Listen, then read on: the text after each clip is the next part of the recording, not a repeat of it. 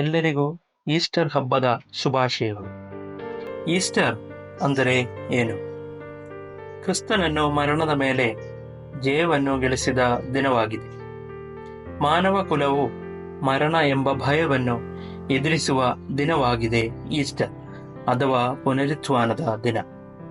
Easter ನಮಗೆ ನೀಡುವ ಸಂದೇಶವೇನು? ಯಾವ ದರದ ಸಂಕಷ್ಟಗಳ ಮಧ್ಯೆಯೂ ಜಜ್ಜಲ್ಪಟ್ಟ ಅನುಭವದಲ್ಲಿಯೂ ಒಂದು ಭರವಸೆಯ ಅನುಭವವನ್ನು ನೀಡುವಂತಾಗಿದೆ.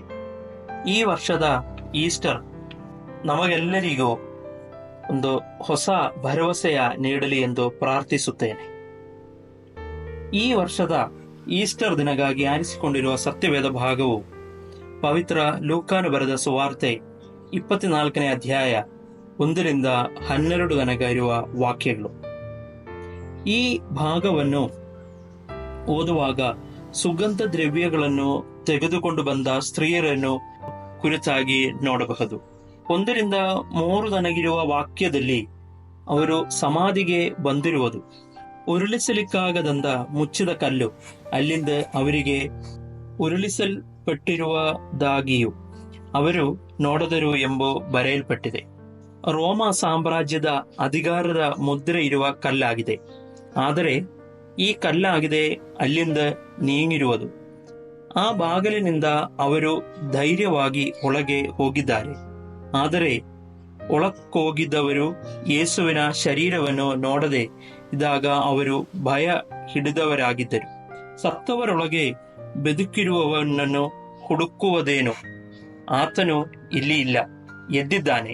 ವಾಕ್ಯವು 5-6. ಈ ಮಾತು ಇವರನ್ನು ಕರ್ಮನಿರತರನ್ನಾಗಿ ಮಾಡಿದೆ. ಆದರೂ ಯೇಸು ಪುನರುತ್ಥಾನವಾಗಿದೆ ಎಂಬ ಪರಿಪೂರ್ಣ ದೃಢತೆಯು ಆತರೊಂದಿಗೆ ಭರವಸೆಯು ಇವರಲ್ಲಿ ನೋಡಬಹುದು.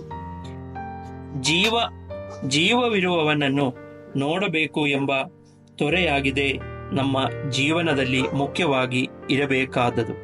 ಆದರೆ ಮಾತ್ರ ಜೀವನದ ಗುರಿಯನ್ನು ತಲುಪಲು ಸಾಧ್ಯವಾಗಿದೆ. ಅದಕ್ಕಾಗಿ ದೇವರು ನಮ್ಮೆಲ್ಲರನ್ನು ಸಹಾಯ ಮಾಡಲಿ.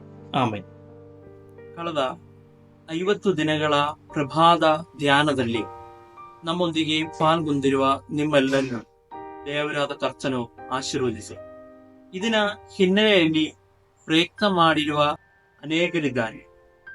ಧ್ಯಾನ ಪ್ರಭಾಷಣ ಮಾಡಿರುವ ಶಿವನಾವರ ಮಿಷನ್ ಸುವಾರ್ತಿಗರು, ಶಿವನಾವರ ಮಿಷನ್ ಫ್ಯಾಮಿಲಿ ಪ್ರಿಯರು ಮತ್ತು ಬೈಬಲ್ ಇನ್ಸ್ಟಿಟ್ಯೂಟ್ ವಿದ್ಯಾರ್ಥಿಗಳು, ರೆಕಾರ್ಡಿಂಗ್ ಮತ್ತು ಎಡಿಟಿಂಗ್ ಮಾಡಿ ಸಹಾಯ ಮಾಡಿದ ಇವಾಂಜಲಿಸ್ಟ್ ಪ್ರಿನ್ಸ್ PK ಎಲ್ಲರಿಗೂ ಧನ್ಯವಾದಗಳು ತಿಳಿಸುವನಾಗಿದೆ. ಎಲ್ಲರನ್ನು ದೇವರಾದ ಕರ್ತನು ಆಶೀರ್ವದಿಸಿ. Thank you. God bless you.